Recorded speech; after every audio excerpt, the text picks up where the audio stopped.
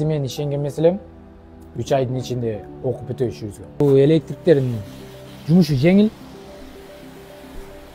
Колдун учу менен ушундай иштерди бүтүрөбүз. Ассалому алейкум. Менин атым Оразбек.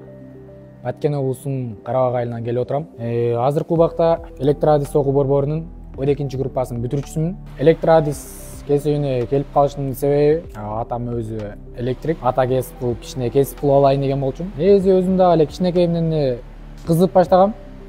Үйдө байкелерим, ошол үйдү монтаж кылып жүргөндө кызыгып калчумун. Азыркы учурда биз квартиранын шиттен квартираларга, розеткаларга, выключательдерге кабель ташап аткан учурубуз.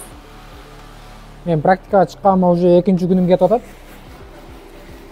Алдыңкы күнү негизи бул 2 этаждуу дом, квартира десек да болот. Алдыңкы күнү 1-нчи этажды бүтүргөнбүз. Азыркы учурда 2-нчисиндебиз. Окуу Кудайга шүгүр жакшы болду.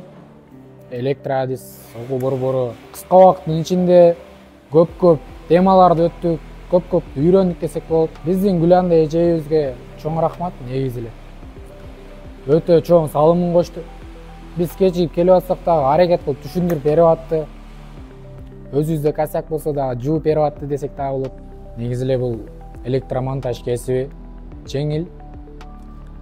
Колуң учу менен иштейсиң деген кеп. Тез бүтөсүң. Эми бул өзүң билим алганыңа жараша. Канчалык көп билим алсаң ошого жараша жеңилдеп кетет. Эми келип окуп кетиңиздер.